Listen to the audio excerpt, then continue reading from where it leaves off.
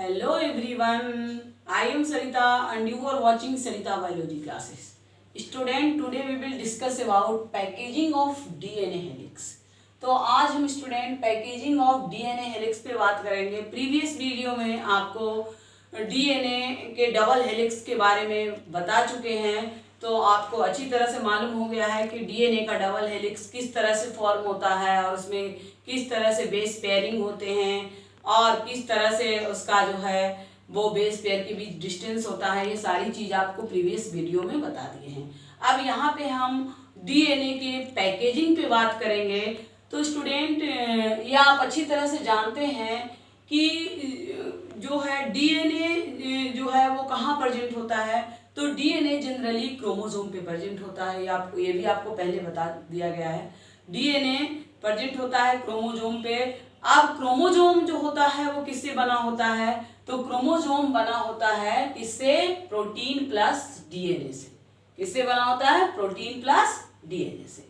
तो यहाँ पे स्टूडेंट सबसे पहले हम बात करेंगे कि टोटल नंबर ऑफ जो बेस पेयर होता है एक ह्यूमन न्यूक्लियस में वो कितना होता है। तो total number of base pair होता है 6.6 × 10⁹ बेस पेयर एक ह्यूमन के सिंगल न्यूक्लियस की बात हो रही है। सिंगल सेल का सिंगल न्यूक्लियस में जो डीएनए का बेस पेयर होता है वो होता है 6.6 × 10⁹ बेस पेयर। अब उस दिन हम आपको प्रीवियस वीडियो में बताए थे कि डिस्टेंस बिटवीन जो टू बेस पेयर होता है वो होता है 3.4 नैनोमीटर। 3.4 नैनोमीटर। तो इस तरह से अगर हम एक न्यूक्लियस के अंदर जो डीएनए का लेंथ है वो कैसे निकालेंगे, तो ये हो गया कितना? ये हो गया total number of base pair, ये हो गया, और एक बेस पेयर का जो वो distance between two base pair ये हो गया। तो इस तरह से एक कंप्लीट डीएनए का जो लेंथ है वो अगर हम टोटल नंबर ऑफ डीएनए से बेस पेयर को के डिस्टेंस को मल्टीप्लाई कर देंगे तो ये हमारा टोटल डीएनए का लेंथ निकल के आ जाएगा। तो इस तरह से स्टूडेंट टोटल डीएनए लेंथ जो है वो 2.2 मीटर लॉन्ग है। अब इस 2.2 मीटर लॉन्ग डीएनए को हमको पैक करना है क्योंकि दिस इज वेरी लॉन्ग और न्यूक्लियस इज वेरी स्मॉल। तो how it is possible to packing of this long DNA? इस लॉन्ग डीएनए को कैसे पैक किया जाएगा, कैसे पॉसिबल है? तो यही जो है वही है packaging. Packing of 2.2 metre long DNA inside the nucleus is called packaging. Packaging कुछ और नहीं है स्टूडेंट। आप जिस तरह से आपके घर में सो मेनी क्लॉथ्स स्कैटर्ड रहते हैं, आप कहीं जाते हैं तो उनका एक क्या करते हैं, आप जितने दिन की जर्नी पे आप जाते हैं उसके हिसाब से क्लॉथ को पैक करते हैं। या आप मान लीजिए कोई सामान परचेज करके लाते हैं तो आपको जो शॉपकीपर है वो आपको पैक करके उसका पैकेट बना के देता है ताकि आप बहुत ईजिली जो है वो उसे आप ट्रांसपोर्ट कर सकें, एक जगह से दूसरे जगह ले जा सके। तो वही चीज़ यहाँ भी है। यहाँ पे कहानी शुरू होती है कि जैसे जब सेल डिवाइड किया तो सेल जब डिवाइड करता है तो तुरंत जो है डिवीजन के बाद, मैं आपको पहले भी बताई हूँ, सेल सबसे पहले जीवन फेज में जाता है। और जीवन फेज में जब जाता है तो वहां पे बिल्कुल भी क्रोमोसोम इनविजिबल होता है। क्रोमोसोम बिल्कुल ही नहीं दिखता। क्रोमोसोम अगर थोड़ा दिखना भी शुरू होता है तो एम फेज में यानी डिवाइडिंग फेज में दिखना शुरू होता है, और उसमें भी सबसे अच्छा क्रोमोसोम अगर दिखता है, क्लियरली विजिबल होता है, तो वो मेटाफेज स्टेज में होता है। ये आप सेल डिवीजन में अच्छी तरह से जान चुके हैं कि सबसे क्लियरली विजिबल क्रोमोसोम जो होता है वो मेटाफेज स्टेज में होता है। तो कहानी कुछ यहाँ पे ऐसा ही है क्योंकि सेल डिवाइड कर चुका है, जीवन फेज में है, क्रोमोसोम यहाँ पे बिल्कुल भी विजिबल नहीं है। क्रोमोसोम है लेकिन किस फॉर्म में है? बिल्कुल स्मॉल थ्रेडिंग फॉर्म में है, बहुत छोटे छोटे थ्रेडिंग फॉर्म में है। तो और इसके ऊपर जो है वो डीएनए है। अब यहाँ पे स्टूडेंट ये है कि अब वो जब सेल जो है वो जीवन फेज से सिंथेसिस फेज में जाता है, जब जो है वो क्रोमोसोम का डीएनए का रेप्लिकेशन होता है, यानी डीएनए जो है वो अपना एग्जैक्ट कॉपी बना लेता है, यानी एक डीएनए से दो डीएनए पेयरिंग में आ जाते हैं, बेस पेयरिंग में, जो आपको बताए थे। तो इस तरह से यहाँ पे डुप्लीकेशन होता है, क्रोमोजोम का भी वहाँ पे सिस्टर क्रोमेटिड फॉर्म्स हो जाता है, और इस तरह से इस तरह से जो क्रोमोजोम है वो सिस्टर क्रोमेटिड बना लेता है। ये सारे काम कब होता है? एस फेज में होता है। लेकिन इस तरह से जब फिर उसके बाद जो है आगे सेल जो है वो डिवाइडिंग के लिए रेडी हो जाता है। यह सारी चीजें आप बहुत बार जान चुके हैं, फिर भी मैं एक बार आपको कंसेप्ट अच्छे से क्लियर हो इसके लिए मैं रिपीट कर रही हूँ इन सारी चीजों को। तो इस तरह से क्रोमोजोम जो है वो डिवीजन के लिए तैयार हो गया। अब डिवीजन के लिए तैयार हो गया स्टूडेंट, तो क्या होगा? अब ये जो है वो डिवाइड करेगा। तो यहाँ पे जैसे ये जो बनाया, तो अब इसके ऊपर क्या है? डीएनए है। सबको पता है कि डीएनए जो है वो कहाँ होता है? क्रोमोजोम के ऊपर है।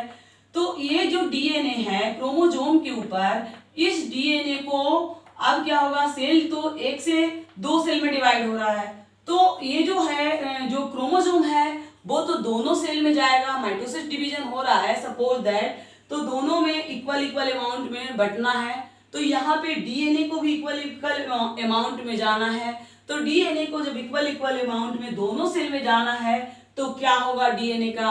अभी जो डीएनए है वो बिल्कुल स्कैटर्ड है एक तरह से, मतलब यहाँ पे पैकेट बनाया जाएगा कि भाई तुम दोनों को देना है, कोई भी चीज हमको 2 पर्सन को देना हो एक ही चीज, तो क्या करते हैं? जो इक्वल अमाउंट में जो चीज होता है उसका हम 2 पैकेट बनाते हैं, तब दोनों को पकड़ा देते हैं कि ये आपका है और ये आपका है। सेम वही चीज यहाँ पे होगा स्टूडेंट। अब इन दोनों सेल के पास इस डीएनए को पहुंचना है, तो यहाँ पे क्या होगा? इसकी पैकेजिंग होगी डीएनए की, और वही पैकेजिंग यहाँ पे हमें जानना है कि वो पैकेजिंग कैसे होता है। तो उसी पैकेजिंग को हम जानने के लिए स्टूडेंट इस तरह से क्या होगा? अब यहाँ पे जैसे हम सबसे पहले डीएनए जो है वो बिल्कुल हम आते हैं सबसे पहले प्रोकैरियोटिक ऑर्गेनिज्म में इसका किस तरह से होता है। तो प्रोकैरियोटिक ऑर्गेनिज्म में जो डीएनए का पैकेजिंग होता है वो बहुत इजीली होता है, कोई प्रॉब्लम नहीं है। वहाँ पे जो डीएनए होता है वो आप पता है आपको, यहाँ पे कोई न्यूक्लियस नहीं है, वेल डिफाइंड न्यूक्लियस नहीं है। सबको पता है कि प्रोकैरियोट में वेल डिफाइंड न्यूक्लियस नहीं होता है। तो वहाँ पे डीएनए क्या होता है? स्कैटर्ड फॉर्म में होता है। और डीएनए जो डिऑक्सीराइबोन्यूक्लिक एसिड है, तो इसके ऊपर जो चार्ज है, चूंकि एमिनो एसिड है एक तरह से डिऑक्सीराइबोन्यूक्लिक एसिड, तो यहाँ पे जो यहाँ पे एसिड है इसकी वजह से इसके पास चार्ज जो है वो निगेटिव चार्ज है। और इसके साथ जो है प्रोटीन भी वहाँ पे स्कैटर्ड है, किसमें? प्रोकैरियोटिक सेल में। तो इस तरह से प्रोटीन के पास क्या है? पॉजिटिव चार्ज है। तो पॉजिटिव और निगेटिव दोनों आपस में मिल गए। ऐसे भी पता है आप लोगों को पॉजिटिव और निगेटिव दोनों एक दूसरे को अट्रैक्ट करते हैं, और अट्रैक्ट करके क्या होते हैं? न्यूट्रलाइज होते हैं।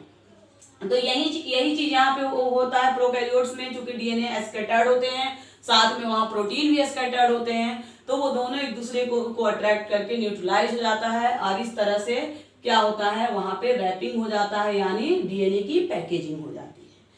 यहाँ पे स्टूडेंट ऐसा कुछ भी नहीं है। यहाँ पे क्या है? आप देख रहे हैं क्रोमोजोम जो है प्रोटीन और डीएनए से बना है। अब इसकी जो है पैकेजिंग होनी है, तो पैकेजिंग की प्रोसेस कैसे होगी यूकैरियोट सेल में?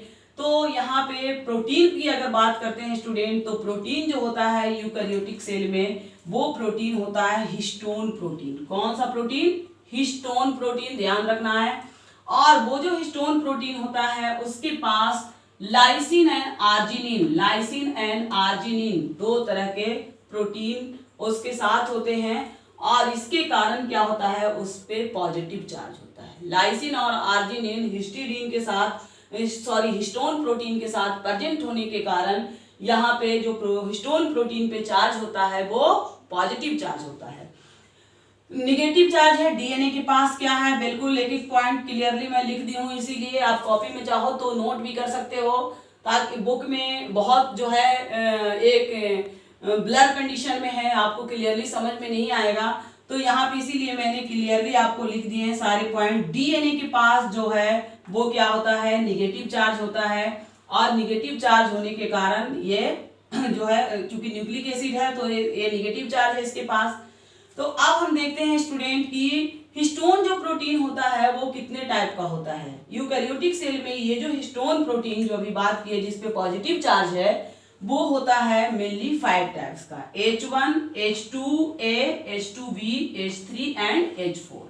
तो इस तरह से 5 टाइप है। अब ये जो H2A, H1 को हम माइनस कर देते हैं, राउंड ऑफ कर दे रहे हैं। हम H2A और H2B, H3 और H4 की बात करेंगे हिस्टोन प्रोटीन की। तो ये H2A, H2B, H3 and H4 forms two ball like structure that is called histone octamer। Protein की पैकेजिंग, डीएनए की पैकेजिंग शुरू हो गई है स्टूडेंट। तो यहाँ पे क्या हो रहा है, H1 यहाँ पे अभी कोई रोल अदा नहीं कर रहा है। रोल अदा कौन कौन कर रहा है, H2A, H2B, H3 and H4। ये चार जो प्रोटीन हैं, ये चारों प्रोटीन मॉलिक्यूल्स क्या क्या करते हैं, दो दो बॉल लाइक स्ट्रक्चर बनाते हैं। तो दो दो बॉल लाइक स्ट्रक्चर बनाए तो टोटल बॉल कितना हो गया, 8। और टोटल बॉल हो गया 8, इसी को हम कहते हैं क्या, हिस्टोन ऑक्टामर। हिस्टोन ऑक्टामर जो ये लिखा गया है दैट इज 8 को डिनोट किया जाता है ऑक्टा से, तो यही बनाया हिस्टोन ऑक्टामर। तो स्टूडेंट अब हम देखते हैं कि हिस्टोन ऑक्टामर जो बना था वो हिस्टोन ऑक्टामर अब आगे क्या क्या करता है, ये हम देखते हैं। तो ये है स्टूडेंट हिस्टोन ऑक्टामर, और ये आप देख रहे हैं 1 2 3 4।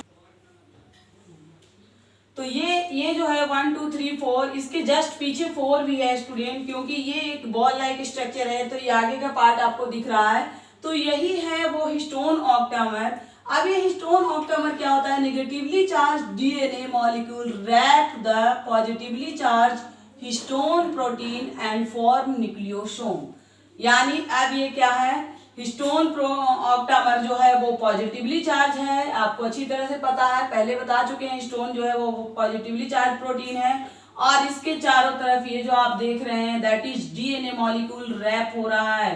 तो इस तरह से अट्रैक्ट हो रहा है क्योंकि डीएनए के पास नेगेटिव चार्ज है, और इस तरह से ये जो कंप्लीट स्ट्रक्चर बन रहा है स्टूडेंट वो है एक न्यूक्लियोसोम का स्ट्रक्चर है। इस स्ट्रक्चर को हम कहते हैं न्यूक्लियोसोम। अब यहाँ पे देखते हैं स्टूडेंट जो अब किस तरह से ये न्यूक्लियोसोम जो है इसमें एक प्रोटीन, एक और जो हिस्टोन प्रोटीन एक्ट हो रहा है, जो हम आपको H1 प्रोटीन जो बताए थे जो यहाँ पे वर्क नहीं किया था, वो प्रोटीन जो है वो भी यहाँ पे जुड़ रहा है इसके साथ, डीएनए के थ्रेड के साथ, और इस तरह से ये बना रहा है। ये जो है वो लिंकर प्रोटीन है, यानी आगे जो है वो रैपिंग होगा, उसको लिंक करने का, जोड़ने का काम कर रहे हैं। आगे जो न्यूक्लियोसोम जो है वो इसी लिंकर प्रोटीन के द्वारा, H1 प्रोटीन के द्वारा लिंक होगा, इसीलिए जो है इसका नाम रखा गया है लिंकर प्रोटीन, क्योंकि ये दो न्यूक्लियोसोम को कनेक्ट करने का काम कर रहा है। तो इस तरह से ये सिंगल न्यूक्लियोसोम का डायग्राम है।